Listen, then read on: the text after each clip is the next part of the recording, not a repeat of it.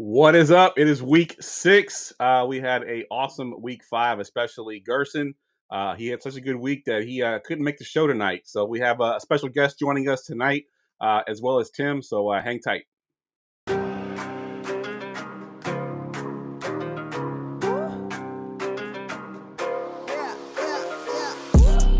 Going for 2, kickers are extra, I give them the boot. Ooh, going for 2, sit back, relax while I grab me a brew. Ooh, now I'm reclining while putting my time and I'm ready to go.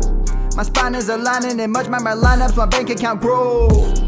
I am so rich, but knowledge is all that I'm leaving it with. Ooh, listen to this, multiple options, how far can I get? Ooh, DFS Dynasty redraft tonight, I'm not finishing last.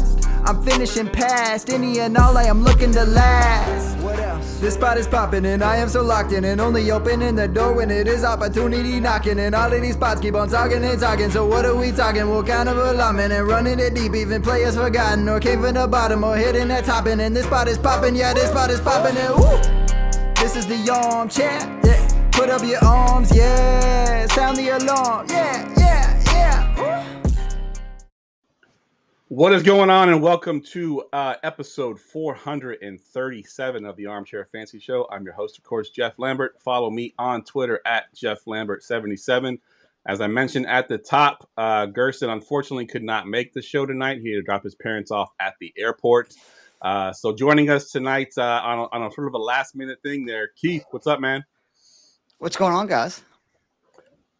Glad to have you, man. Glad to have you. So give us a quick rundown of what you do in the fantasy space real quick before I get to my co-host, Tim. I know you do a lot of DFS stuff and actually did something for us just recently. Yeah, do DFS content for Fantasy Six Pack. Includes for the premium membership, doing a cash game cheat sheet that I do every week. Do a main slate preview of the entire main slate for DFS. And then me and Joe Matz are actually doing our 6th year together this year of doing a DFS cash game show, which is just wild to think about. And then this year I started with Casey Kasem on Fantasy Six Pack doing a show. You know, I'm a nerd. I love stats. The 12 must-know stats you need to know for fantasy football. We've had a lot of fun with that as well.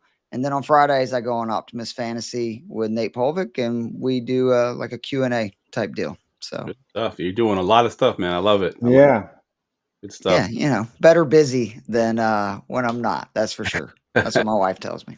Good stuff. Yeah.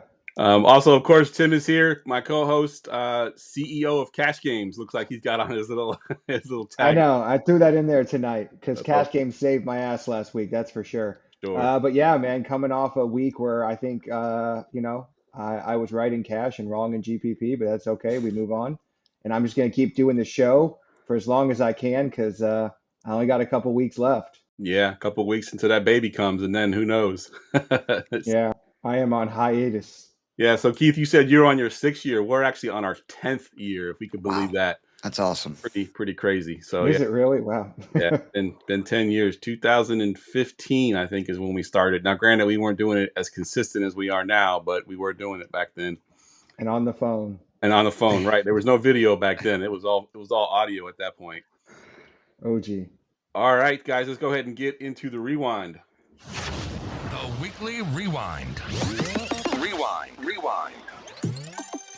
All right, as I said, Gerson couldn't make the show, but he did fill out some of the show sheet, and he gave us his one good, one bad week.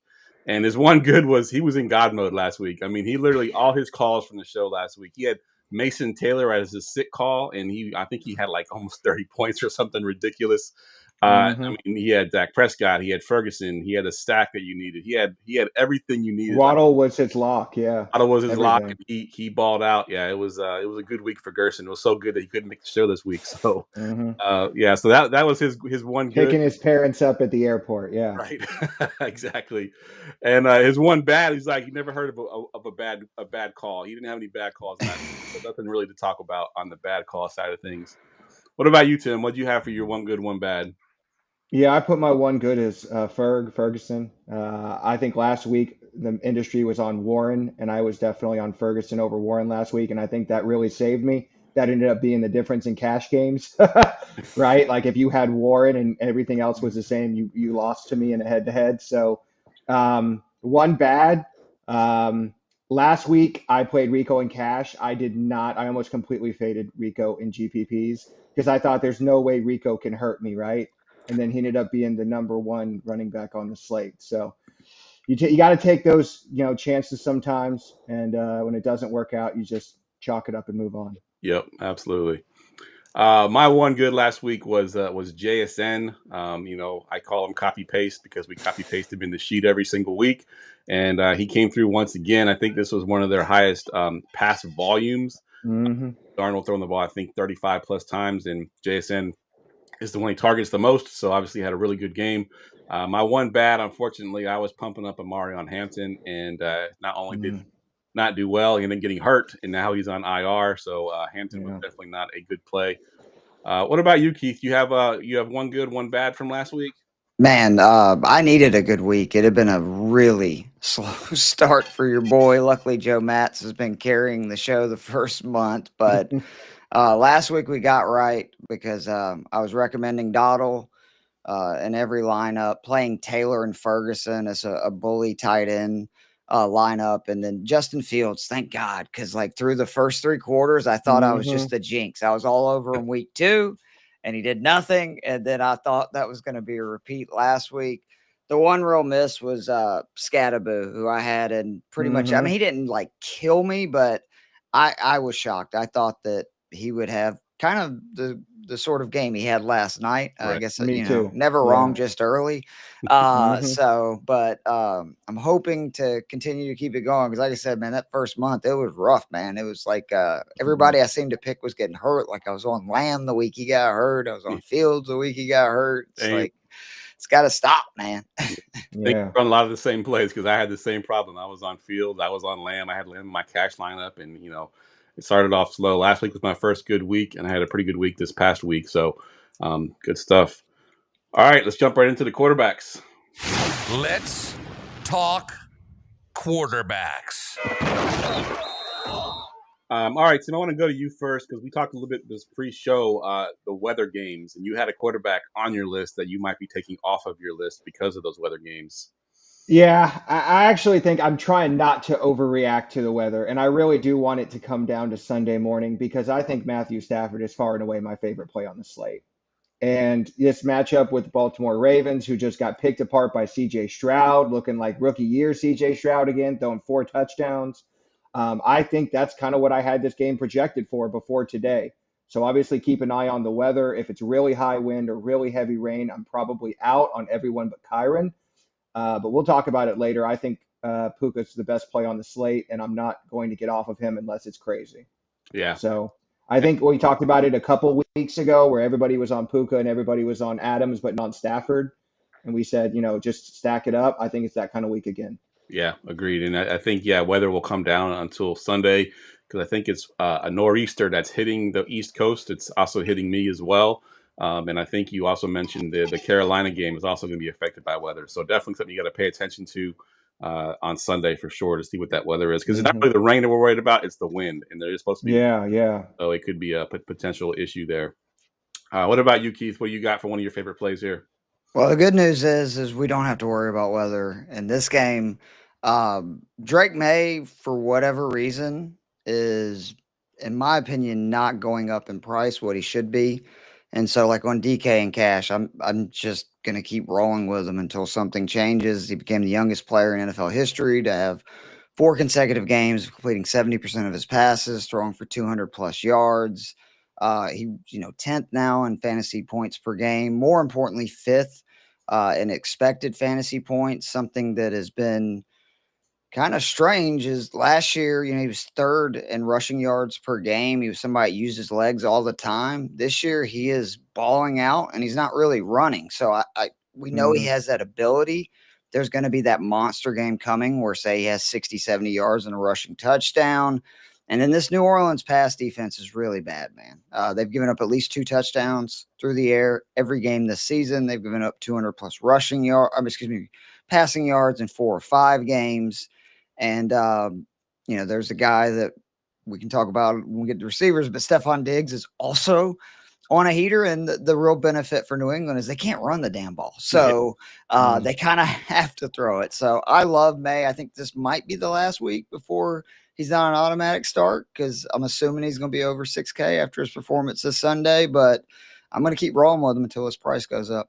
Yeah, agreed. I like May a lot. He's probably going to be my cash game quarterback. And right now, I'll talk about the guy who currently has the highest projected ownership, at least on Roto-Grinders, and that's Justin Herbert at Miami at 3.6. In that same sort of tier where he's like, right around that 6K range. And, he's been chalk before. Unfortunately, he's burned us a couple of times, but I think at Miami, I think that he should be able to come through on this one. He's got some good weapons in QJ, who's obviously kind of having a breakout season. Keenan Allen's back. We're still waiting on the Ladd McConkey thing, but, and obviously he's missing Amari Hampton in the backfield. But I do think that at 6.3, Herbert is pretty viable in cash or in tournaments for the stacking option. So he is one of my favorite plays. We'll go back through one more time, Tim. Give me another one of your top guys there. Yeah, so as you see, I'm wearing my jersey today, and it's because it's one of those rare weeks where we get to play the Packers. And so I think when we get to running backs, Josh Jacobs is going to be one of the more popular plays on the slate. And so I'm going to go the other way and stack up Jordan Love. My favorite partners are going to be Romeo Doubs and Tucker Kraft. But when I was looking at first look this week, everybody thinks you run on the Bengals. But the Packers actually showed up as the number one matchup for passing this week. So 8th for running and 1st in passing. So I think there's a good chance this could be one of those 30-point Jordan Love games when nobody's on him. Yeah, that's a good call because he's definitely not one of the higher owned quarterbacks for sure. We do have a season-long question in here, and I always try to make sure that we get those answered as well, even though we're doing DFS tonight. From T-Bone Smith, he was offered Lamar Jackson and Rome Odunze for his Daniel Jones and Emeka Mbuka. I'm going to assume it's a one-quarterback league. Keith, what are your thoughts on this trade here? So he's getting Lamar Jackson and Odunze for Daniel Jones and, the darling right now, Emeka Mbuka. I mean, I would accept this. Lamar is, the best fantasy quarterback in football. He's a cheat code. He's averaged 20 points per game, I think, now in 4 straight seasons. And I know we all love Ibuka, and he's incredible. But don't forget, Mike Evans is going to get healthy. Eventually, Chris Godwin's going to get healthy. And I don't know if he's going to see the volume to where Rome Odunze has solidified himself as the top target in Chicago's offense. And not only that, Caleb Williams has been really good when targeting him. Yeah. So I actually like both guys on the end that you're receiving. Like, I would rather have Lamar Jackson rest of the season. I think I'd rather have Rome Odunze. Yeah, good stuff. What about you, Tim? Anything you want to add to that? No, I think this person is assuming that Lamar Jackson is going to be hurt, and I will tell you that they know he's the future, and they're not going to bring him back until he's ready. So whenever, it really depends on your team, is what I was going to say. If you think you can get through a couple weeks with Lamar Jackson maybe not being 100%, then I think you pull the trigger. Yeah. But if you're 1-4 or whatever, then you got Dak and Fields, and good. I think you absolutely probably own too many quarterbacks at that point. Yeah, that's different. Yeah, if you can get through a couple weeks with Dak and then have Lamar and Odunze for the stretch run, that's a no-brainer. Yeah, 100%. Any other guys in your favorite tier, Keith, you wanted to mention real quick, or do you want to move down to the value tier? I just go straight down to value because, again, I don't do GPP. I just do straight up cash. So it's going to be May, but there are going to be lineups with Bryce Young. Again, the weather is something you need to pay attention to, but man, the Cowboys are just the gift that keeps on giving. 8.4 yards per pass attempt, already allowed 12 passing touchdowns.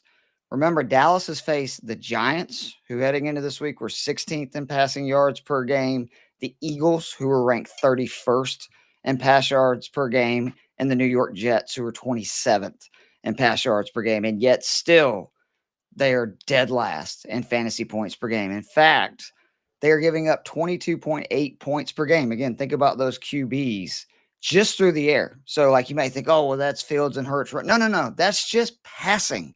They're giving up nearly 23 points per game. I know it's not been like super great for Bryce Young, but the great thing about Dallas, they're going to score points. And we saw it with Justin Fields on Sunday. Like he had like 4 or 5 points going into the fourth quarter. I was so worried that we were not going to end up having a good time, but he was able to salvage it in that fourth quarter.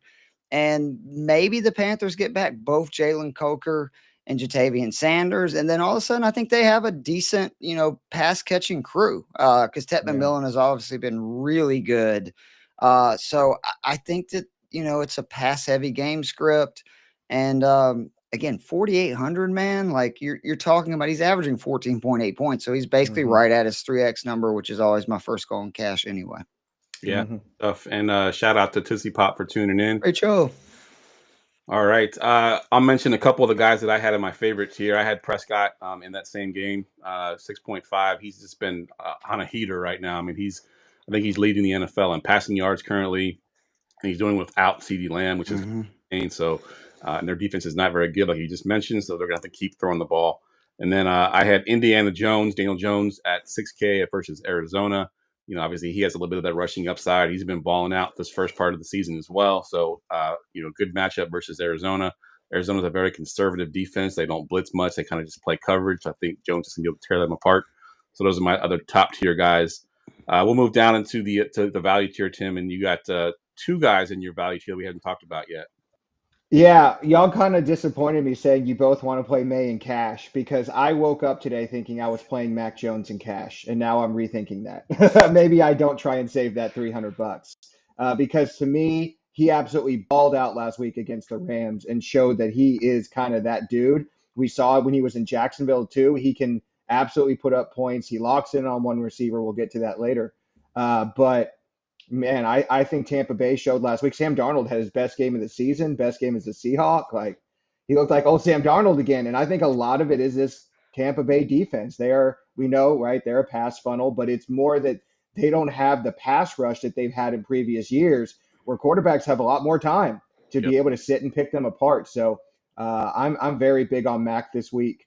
I'll be way overweight on your 49ers, Geoff. Yeah, the one thing I will point out, and I heard this on the Fancy Footballers DFS podcast, so shout out to them, but I'm going to say what they said, and then I'm going to kind of contradict it. They're talking about the Rams and the Cardinals, the 2 teams that Mac Jones has played, don't blitz a lot, where the Bucs blitz a ton. So they're a little worried about the pressure rate on Mac Jones, but as you just mentioned, they're not getting the pressure. So if you're blitzing and not getting the pressure, Mac Jones is going to tear you apart because you got one less guy in the secondary. So I do think it's a good call there with Mac Jones. Hopefully he's healthy. I know he's got a knee injury. I think he's going to play. I know he's not a mobile quarterback, but you still don't want your quarterback being unable to move completely. But yeah, I like that Mac Jones call. Yeah, I have them 16th, Buccaneers 16th in terms of pass rush potential. Yep. So mid-pack. Yep. And they're, like I said, they're blitzing all the time. They're one of the highest blitz rates, whether Todd Bowles loves to blitz. And I don't think they're going to be able to get home. So yeah, good call. My value guy, I've got Trevor Lawrence versus Seattle, 5.1. I think a lot of his fancy stats recently have been rushing touchdowns, which is something you can't really count on with Trevor Lawrence. However, at 5.1 versus Seattle's got a ton of injuries in the secondary, and I think Trevor Lawrence is going to be able to pick them apart pretty easily. And at 5.1, he's a pretty cheap option there for you as well. And then Tim, just mentioned real quick, you got Flacco with a question mark. What are you thinking with Flacco? I did. I tend to listen to some stuff around the industry, and I have heard some people putting out there that they want to play Flacco so they can play JT and CMC and Puka. I mean, if you want to try that in a tournament, I suppose, but I don't think you can do that in cash. I know you just play the 4K quarterback in cash, but obviously he just got there this week. And he's playing a Packers team that's at home coming off a bye. Like they will not take their foot off the throat this week. They lost to the Browns. They lost to Joe Flacco. Yes. And then they tied against Dallas. And then they had a week off to think about it, as did I. So I'm telling you, this could be like a 40-3 game. And I just don't see how Flacco gets you more than 12. And I know you're thinking, Tim, I want 12 out of a 4K quarterback anyway. It's not going to get you there in cash, and it's definitely not going to get you there in tournaments. Agreed. Chase could potentially be out too. He tried to practice today, has some kind of illness, and then left the field abruptly. So That's very concerning. To be honest, if I'm going to go into the 4K range, I'd rather play Dylan Gabriel. To be Yeah. honest, for $200 more than Flacco, but Yep. I still I don't would have think gone it's with your worth. call earlier and find 800 and get up to Bryce Yep. Young, which Right. is crazy to say, but it's true. Yep. Agreed. All right, let's get to our tight ends. Did somebody say tight ends? All right, I'll go first here because I wanted to kind of talk about, we've had questions in the chat over the last couple of weeks. It's like, is this a 2 tight end week? Is this a 2 tight end week? And this might be a 2 tight end week because I think some of these tight ends have a little bit more upside in that flex spot than some of the receivers at the same price range. And one of those guys is Trey McBride at 5.5. I think his upside at 5.5 is higher than a 5.5 wide receiver. So if you're going to go without a running back in the flex, you can go with 2 tight ends, and I think McBreezy, as I call him, McBride, 5.5 at the Colts is a great option there as well. So he's probably my top tight end if I'm going to pay up. I think this could be a 2 tight end week, not in cash. Do you care if Kyler plays? It's a good Because question. it's looking like it's like 50-50, I would say. Yeah, that's a good question. Who is their backup? Jacoby Brissett. Jacoby I actually Brissett, think he's yeah. going to get more volume if Brissett. That's is what the I was going to quarterback. say. Yeah. Because I think either Marv or McBride will go off if it's Brissett. I just don't know which one it's going to be. Yeah. I do like Brissett there. Brissett's a serviceable quarterback, and I think McBride Absolutely gets it done. What about you, Tim? What do you got in your favorite plays here? Yeah, I talked about him earlier. I'm going Tucker Kraft. I'll have a lot of him in tournaments this week, a lot of Jordan Love stacks to get away from some of that Jacobs chalk. And like I said, I think the Packers could put up 35, 40 points this week. So I'm all over it. Joe's the one that's always asking about this is 2 tight end week, so he's excited as in the chat. You can see him like, yeah. Like you said, I think Tucker Kraft has way more upside than any wide receiver at 4,700. Agreed. Keith, what do you got for one of your top tight ends here? I mean, I don't know what people are doing for now the 4th straight week. Jake Ferguson is the best value on DraftKings right now. We're going on a month sample size, and he is averaging 10 targets and 9 receptions over the last 4 weeks. And this Panthers D is terrible versus tight ends. Last 4 games, number 1 tight end, 17 receptions, 234 yards, 2 scores. I actually like that play even more if the weather's a little shaky because maybe Dak's not, zinging it down the field quite as much. But I mean, Ferguson at 5,300, like, there's not even a receiver that I like more than that. And I don't understand why his price has not gone up more because, I mean, he scored 17 points or more in 4 straight weeks. Like, he's not even near his, 3X. He's still eclipsed at the last 4. So, until CeeDee Lamb gets back or they do something with his price, he's just an auto start for me in cash every week. Agreed. Yeah, I think I saw that he had the 5th most receptions in the league, like at any position. Wow. That's insane. All right, we'll move down into the value tier, and I'll go next here. And I got Tungus at Bay at 3.7, as Tim has been talking about with that offense. Mac Jones seems to target him quite a bit. They've actually even designed plays for him now. He ran a few screen plays in the last game, so he's a part of the offense. And we know Kittle's not going to be back this week, so Tungus at 3.7, I think is a pretty good play at Tampa Bay. What about you, Tim? You got any value guys there you like? Yeah, play the drop.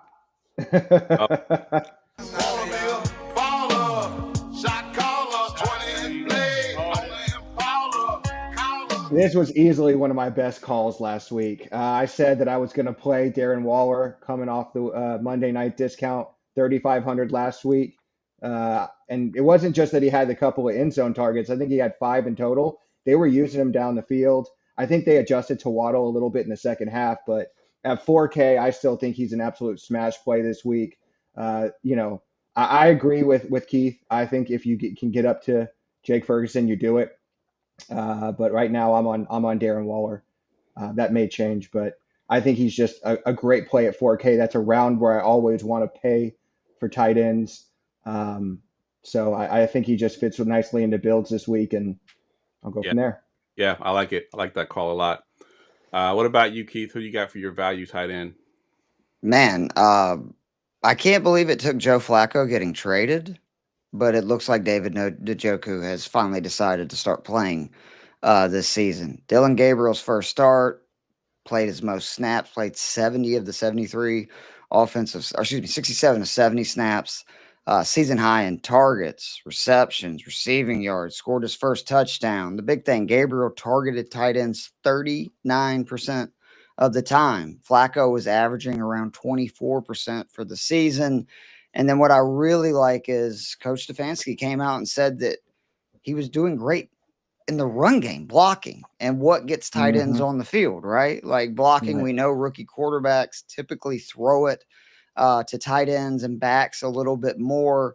And this is Steelers defense that, again, they've been struggling with tight ends over their last 3 games, 14 receptions for 155 yards and 3 scores.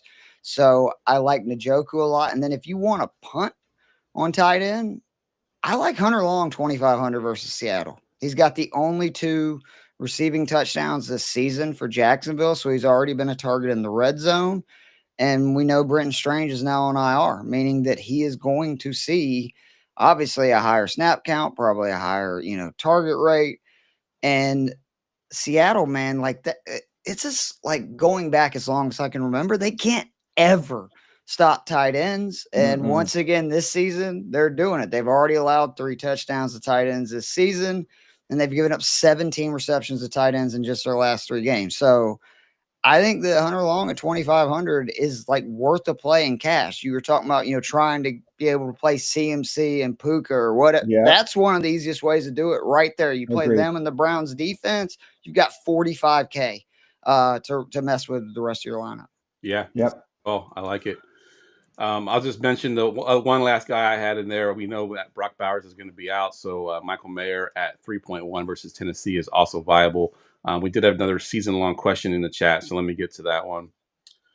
This is from Jelly of the Month. Have a PPR bench spot. He wants to know, should he grab Coker, Mooney, or Burden? He says he does have Tet in London already. What about you, Keith? We'll go to you first here. What do you think out of these 3 guys, which one do you want on your bench? I'm a Coker truther. I think he's a stud.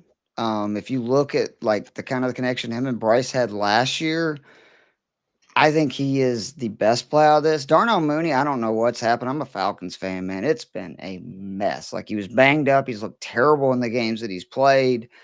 I like, Luther Burden, but he's going to be the clear, like at best third, and that's at best third best option in that passing game. So I think with Coker, he has a realistic chance to, become like the number 2 target in Carolina's, offense. And Carolina's bad, and bad teams are down and they throw a lot. So I do like the upside of Coker rest of the season.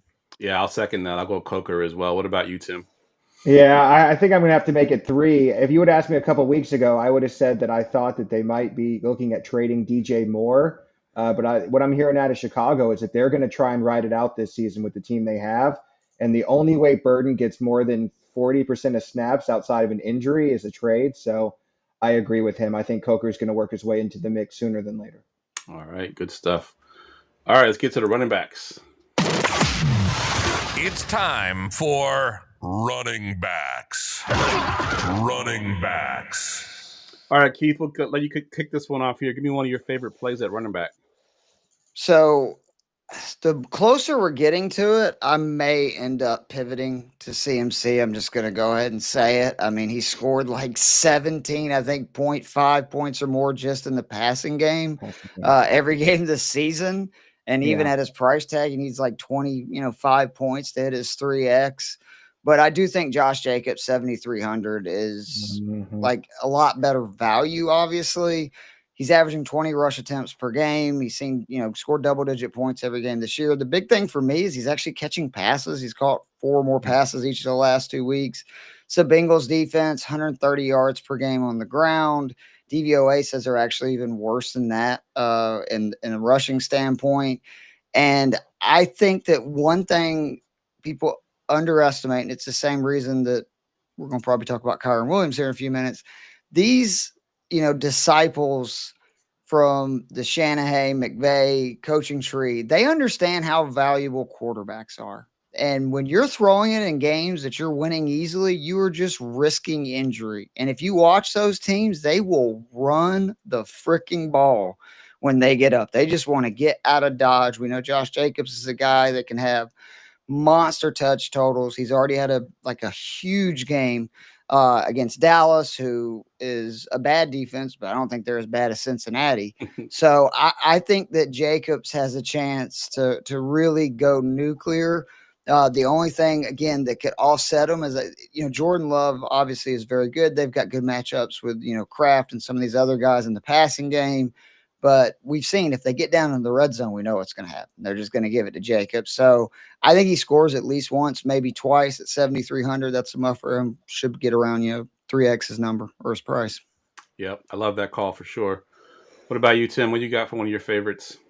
Yeah, I said it earlier. I mean, I love Josh Jacobs, but Keith mentioned it's CMC. I think I'm really going to try and find a way there this week. As he mentioned, the receiving volume. But what I like is that this year he's actually unfortunately terrible in the rush. He's averaging 3.1 yards per carry, but that's what the Bucks are really bad. I mean, really good at.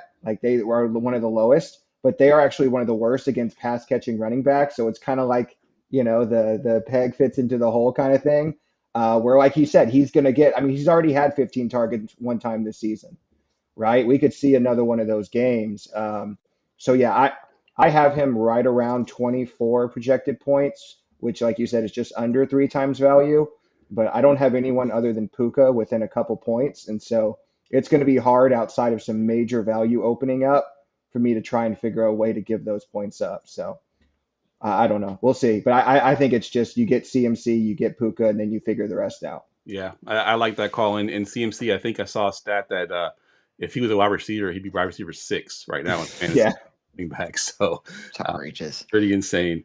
All right, I'm going to go to another guy that's it's kind of been coming on lately. I'm going to Ashton Genty. We were kind of worried about him in those first couple of games, and he's looked really good over the last couple. Tennessee actually gives up the third most points to running backs at 6.9. I think everyone's going to be kind of paying up for CMC. I think he'll get overlooked because you're either going to pay all the way down or pay up to CMC or to Jonathan Taylor. And I think Genty's in that middle range where he's going to get overlooked a bit. So I'll take Genty at 6.9 as one of my favorite plays. We'll go back through one more time. Still got a couple guys we haven't talked about yet. We'll go to you next, Tim. Yeah, I mean, I think it's a 3 running back week. And I think trying to figure out who my third running back is really tough this week. I've gone back and forth, and we'll probably go back and forth between Kyren and Rachaad White until Sunday morning. But I think I'm going to go with Rachaad White. Again, as I just mentioned, this is a game where Mike Evans is out, Chris Godwin is out, Bucky Irving is out. And Sean Tucker, we saw last week, is, not really going to be a thing. I don't expect to be a thing. He had a worse matchup last week, and he's still, if it wasn't for the fact Rico smashed, Rachaad White was one of the best players on the slate. Yep. So, I mean, I think 6K he's getting up there. But again, I think this is a matchup where he's going to see a ton of volume, 14 rushes, probably 5 or 6 targets.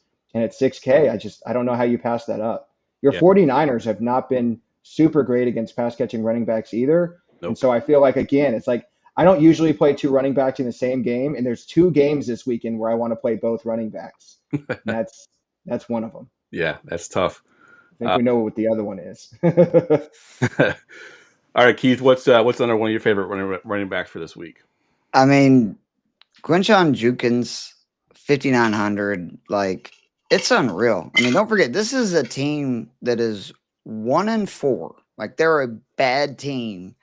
And yet, over the last 3 games, 286 yards, 2 scores, his 62 rush attempts, the most of any running back in the NFL. And in cash, volume is king. And the other big thing, 16.5 points or more in each of it. What I love is he is now accounted for 39% of the Browns' opportunities. The only backs who are higher than that, CMC and JT.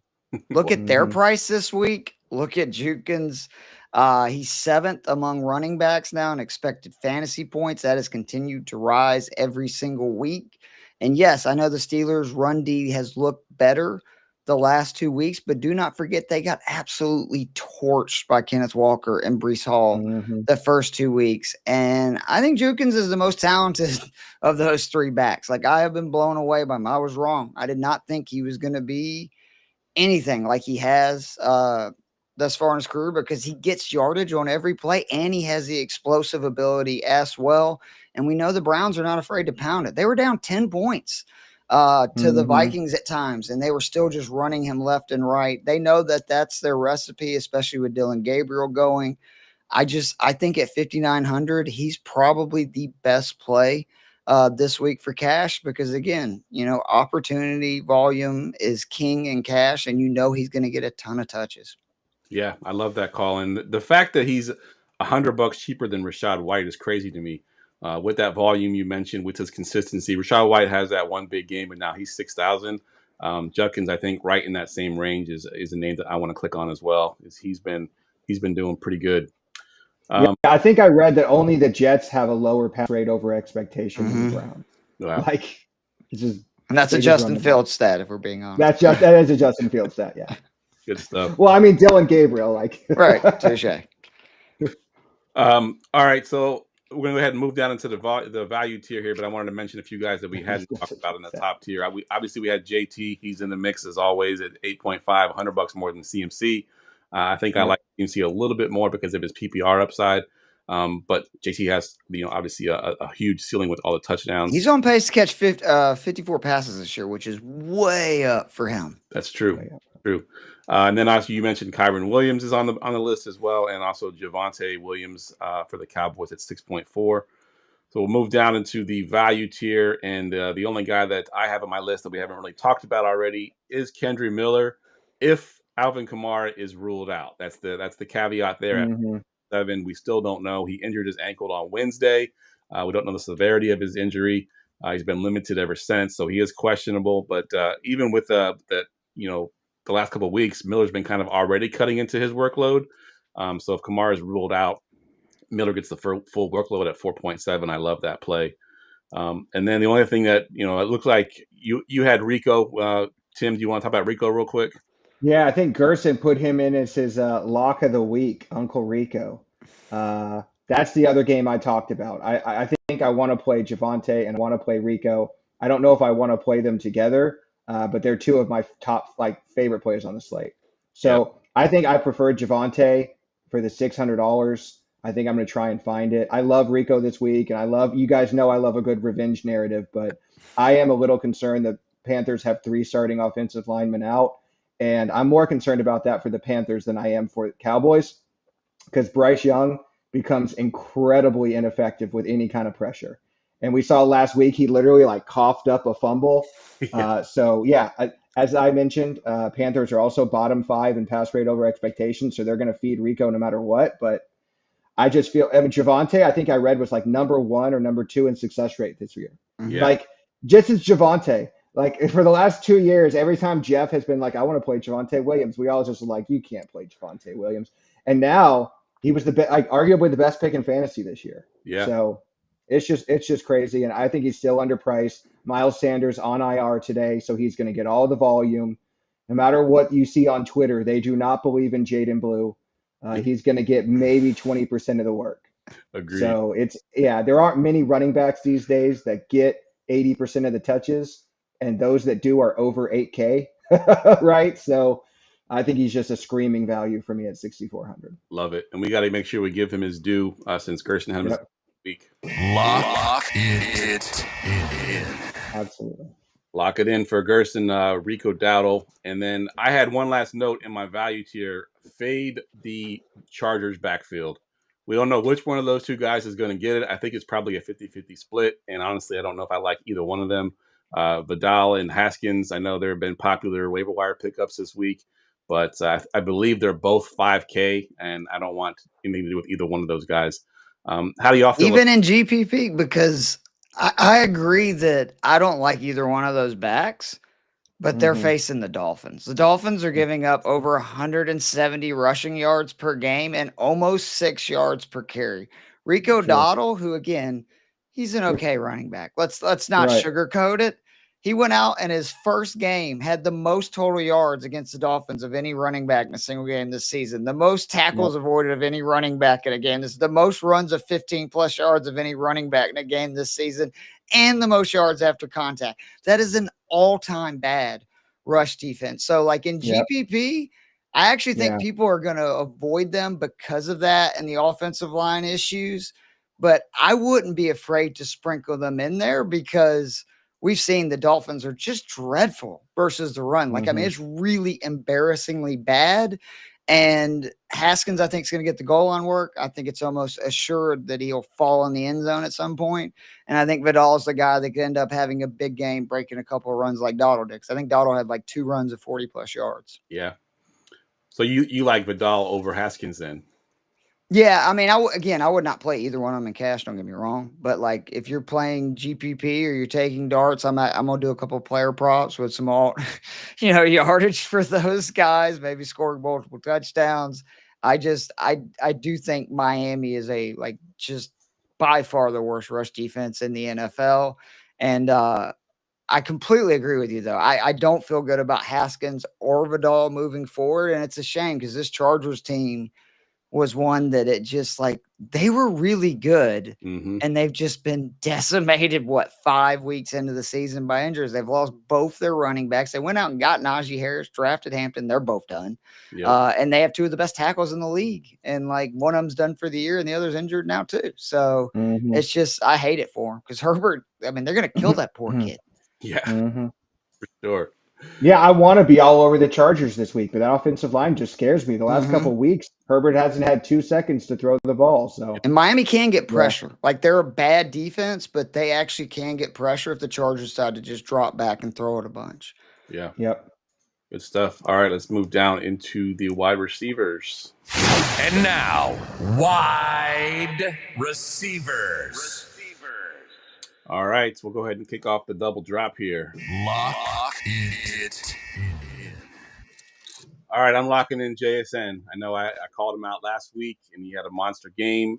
He's going at Jacksonville, 7.6. I think he's still underpriced. As I mentioned, his nickname now is Copy Paste. He's taken over the Copy Paste from Keenan Allen. Now he's the Copy Paste as long as he's under $8,000. I think, again, set up for another big game here at Jacksonville. Darnold just seems to look his way consistently. So I think JSN is going to be a huge lock this week. And ownership is probably going to be pretty high after his week last week, but I still think I'm going to try to find a way to fit him in there if I can. We'll go to you next, Keith. What do you got for one of your top plays? I mean, to me, again, the best value this week and the one that's just a lock in every cash lineup, Stephon Diggs, 5,800 at New Orleans. It's outrageous what he's done the last 2 weeks. I mean, remember, this is a guy that's not only in a new system, he's also returning from a season-ending injury. I thought that it would take a lot longer than this for him to get going, but over the last 2 games, he's averaging over 6 yards per route run, 39% target share. He's seeing 44% of Drake May's first reads, and he ranked 4th in separation rate, 15th in route win rate. And now for the season, only JSN and Puka are seeing more targets per route run. He is seeing 28% of the time when he runs a route, a target. And this Saints defense is not great. Okay. And again, Puka, JSN, we talked about who's going to tell you not to play Puka or JSN. They are $2,000-$3,000 more than Diggs. This game is indoors with all these weather scenarios. I mean, I just what are we doing? Right. Diggs May to me is just a really cheap stack where you're getting a top 10, maybe top 5 quarterback and a guy that right now is a top 10, top 5 wide receiver. That's the dream indoors in a dome. Let's go. Yeah, I love it. And you mentioned how it's mispriced, right? If they had accounted for the game last week, he'd be way more expensive. So the fact that they weren't able to account for it, 5.8 is a really good price. Yep. What about you? Yeah, I have only Olave I have as a better value, but I don't feel better about it. And it's 1 point. So for me, I'd much rather find the 700 to get up to Steph Diggs. I mean, he talked about it, right? I talked earlier, it's CMC, it's Puka, and then you figure the rest out. I love the Steph Diggs call. I'll be all over him. That's really it. I also really like Devontae Adams this week. I mentioned Jordan Stafford. I think he's going to go overlooked. He's cheaper.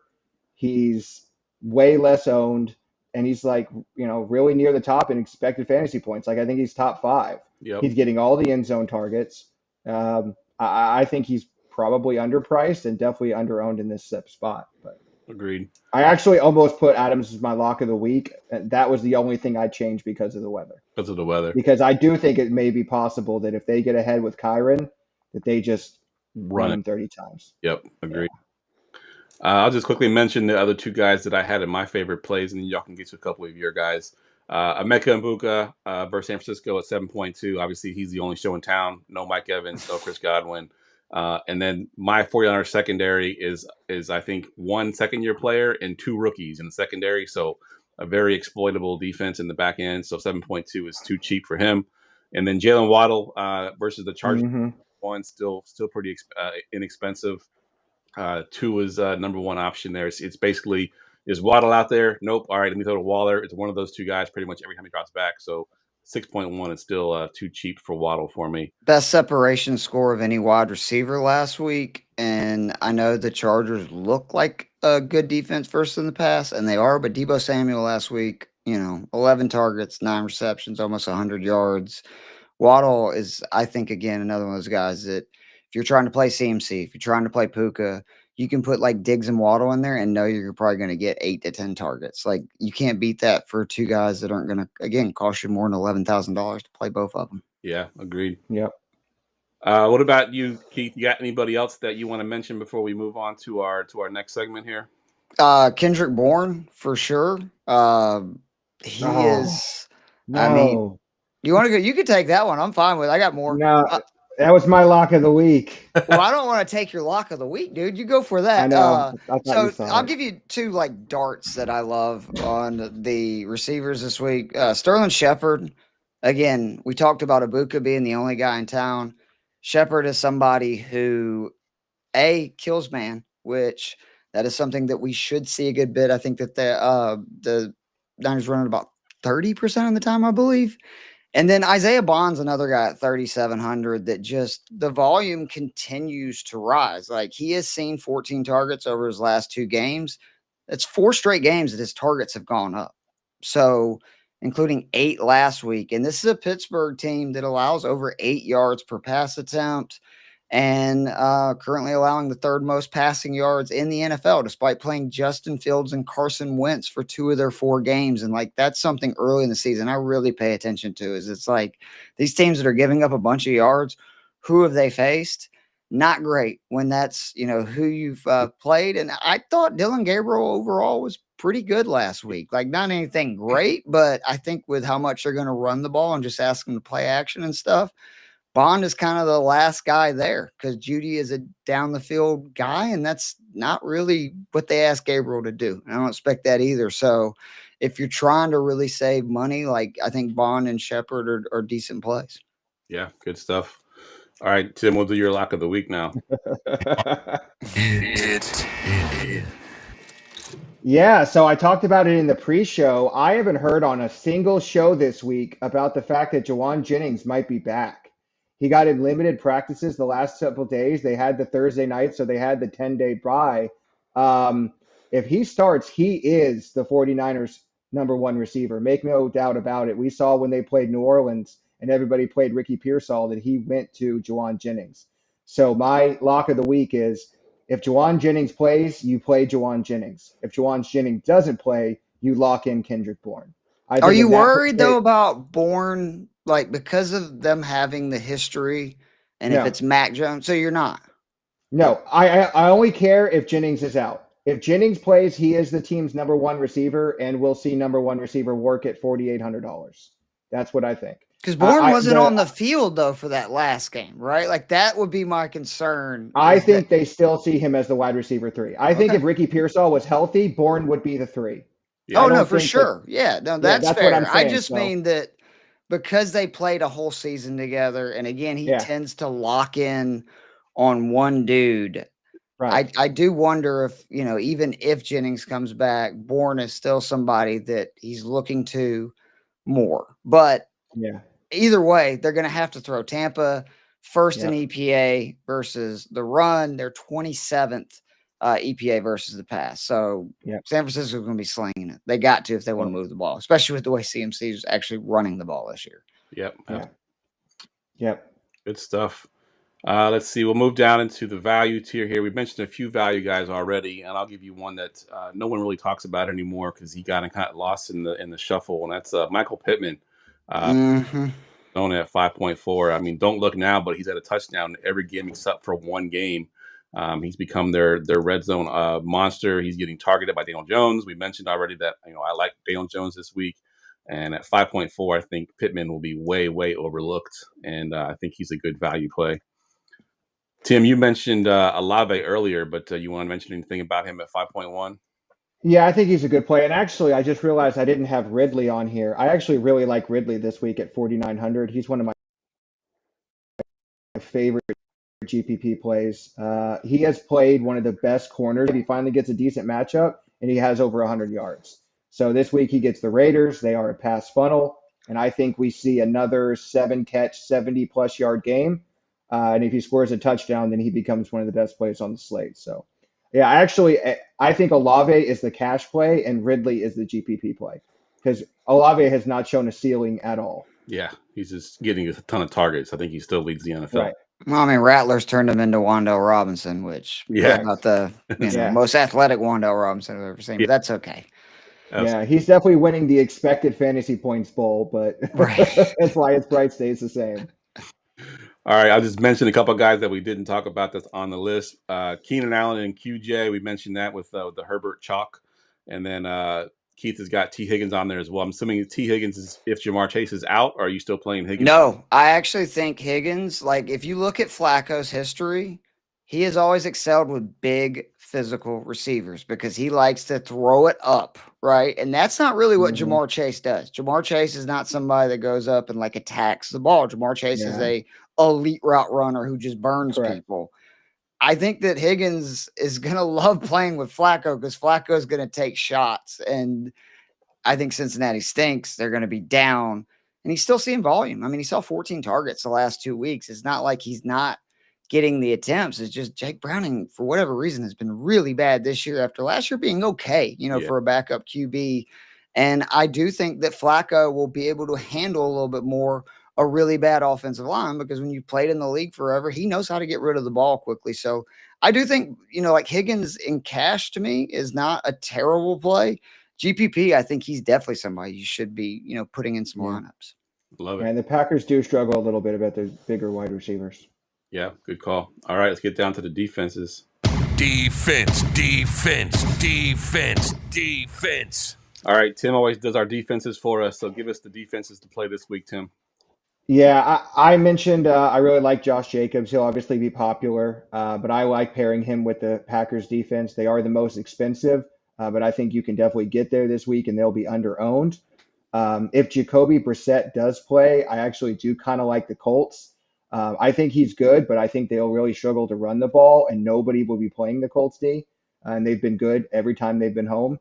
But most of my ownership, like most people, will come on the pay down defenses this week. I struggle to pick the Titans. They seem to be the chalk. I can't play the Dolphins. That's why I put it there. Keith said it earlier, right? They look like the worst defense. So I think I'm going to go with the New Orleans Saints at 2,400. That's probably they're at home. Drake May is good, but they've also been somewhat turnover prone. As Keith mentioned, they can't really run the ball. So if they can get Drake May into a have to throw script, they could get a few sacks, maybe a turnover. We saw them take back one for a touchdown last week at 2,400. I do like the Browns call. I think I could see that, but I always prefer to play defenses at home. So I'm going to go that route. Yeah, the Browns is who I had on my list that I didn't see on your list at 2.5. Aaron Rodgers is kind of a statue back there. He's no longer as mobile like he used to be, and I think the Browns can get some sacks on him. And I think the Browns defense is actually really good. I mean, the Packers saw that right a couple weeks ago. Right. Yeah, 0.5. I think they can do some damage there at a pretty cheap price. Keith, you got defenses that you're playing that we didn't already mention? No, just to add on to the Browns, like, I mean, Pittsburgh wants to run the ball. Good luck versus Cleveland. That ain't going to happen. Yeah, true. This is a Cleveland team that's had 3 or more sacks in 4 or 5 games. Aaron Rodgers has taken 9 sacks in just the last 2 games. I think Cleveland is going to give him fits. And I wouldn't be surprised if Rodgers is not sacked at least 4 times. And at 2,500, that's going to get you basically right to what you need to get 3x. And I think Pittsburgh's smoke and mirrors like they are most years. And to your point, like if Cleveland just doesn't turn the ball over, which Gabriel did a good job of that last week, I think they're going to shut down the Steelers' offense because Rodgers does not want to take hits anymore. Like he does true. not. Yeah. And that's not a good defense to not want to be taking hits because Myles Garrett's going to be back there, I think, a lot. Yeah. Yeah, number 1 in pressure rate. Yep. Absolutely. All right, time to get to our stacks. And now, the stacks of the week.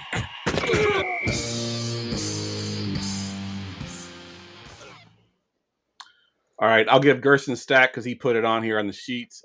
He's got Dak Prescott, Ferguson, Pickens, and then Dowdle on the other side of things. So a nice little game stack there. I think that's a pretty viable stack. What about you, Tim? What do you got for your stack? Yeah, I'm gonna go with McCorkle, Mac Jones, Jennings probably, or Bourne if Jennings doesn't play, CMC, and then run it back with Rashad White. I love it. Do you have any stacks, Keith? And there's none on the show sheet there, but I didn't know if you had any stacks you were looking Yeah, Yeah, he did. I mean, Diggs May was what I was going to say, but I didn't Yeah. understand we're talking game stack. If we're talking a game stack, I really like the Cleveland defense with Judkins and then running it back with Janu Smith because it's Okay. one of the few areas that Cleveland has struggled a little bit is with the tight ends. Typically, when Rodgers is under pressure, he's going to be getting rid of the ball quickly. No Calvin Austin. I think we've kind of seen what they can do with Metcalf. I don't understand it. Like, I thought he was going to get, like, he's having a good season, but I thought he was going to get Mhm. peppered with targets. And he's just not. Like, he's getting like 5, 6 a game. So I do like that. And then obviously, you just, if the weather's not bad and the Carolina game, dude, just take your pick. I mean, if you want to go Bryce Mhm. Dottle, run it back with Ferguson Pickens. That was something that Joe Matz talked about on our DFS show tonight. Pickens is somebody I think people are going to avoid because of Carolina's defensive ranking, but they run zone at one of the highest rates in the league, and Mhm. Pickens has been unreal versus zone, particularly in the week since CD Lamb's out. So, I mean, there's so many combinations in that game you can go if the weather's good. That Mhm. like in GPP contests, it's almost just like most weeks right now, load up on Dallas and whoever they're playing. Yeah, I love it. So Yeah, my sometimes just that easy, right? Right. Yeah. It's like Cincy last year, right? Like it was like, Yeah, I was I'll gonna say it take was like the Burrow, Lions a Chase. couple years ago Yeah, too. exactly. Mm-hmm. Yep.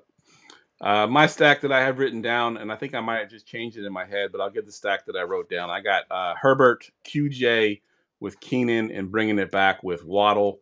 I think Herbert is one of the higher owned quarterbacks currently projected, so that's why I went with this stack. But I kind of talked myself into it during the show. I like a Daniel Jones, Michael Pittman. I knew you were gonna go there. Yeah. I kind of like that one too. So I'm gonna throw 2 stacks out there this week. I will Run it say I back think with your Colts boy will be McBride underowned. too. Yep. Run back. Yeah, there Yeah. you go. Love it.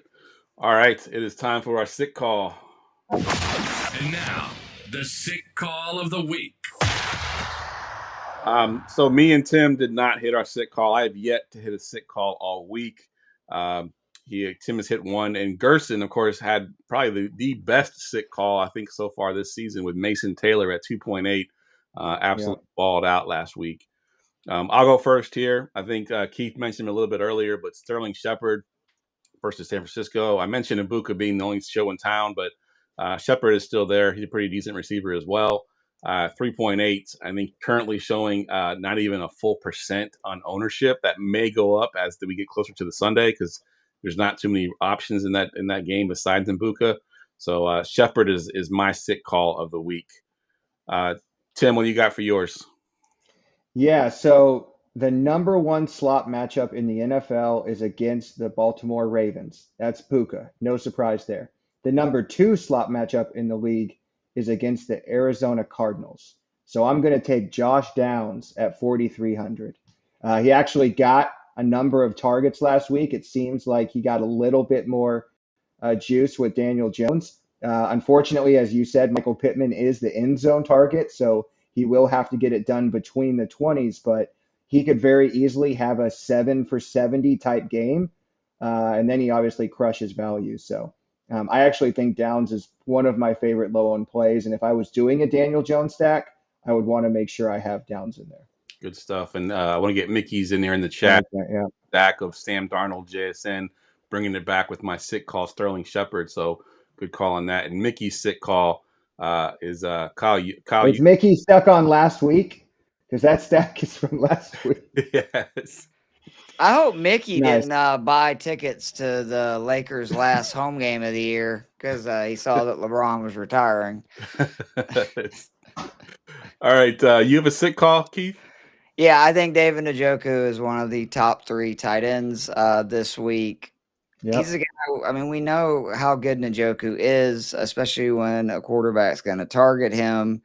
And I just think that's going to be a rock fight. And the more, that kind of game script that you have, the more likely that Gabriel, again, 39% versus a bad defense went, to the tight ends. Steelers actually have some pretty good corners.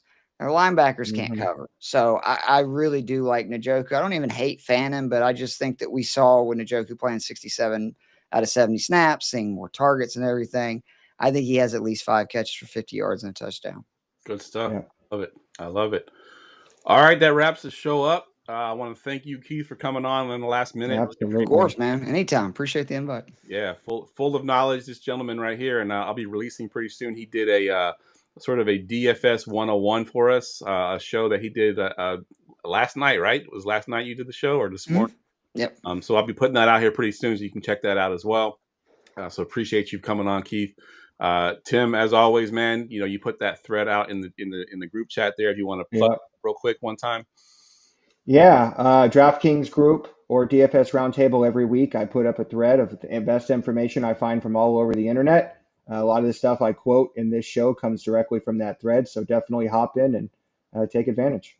Good stuff. And if you're in those groups as well, you'll see my ownership that I post up. Tim calls it the best free ownership that's out there. Absolutely. Put it out there 100% for free. And, if you're in the group, you can definitely get access to it. You can also find it at goingfor2.com. Just go under the DFS tab and you'll see it there as well. That usually posts up. Usually on Saturday mornings is when I put it up, and then I'll update it again on Saturday night. So check that out. All right. That wraps the show up, everybody. I want to thank Keith one last time. But for Tim, for Keith, I'm Geoff. Good luck this week, and we'll see y'all next week.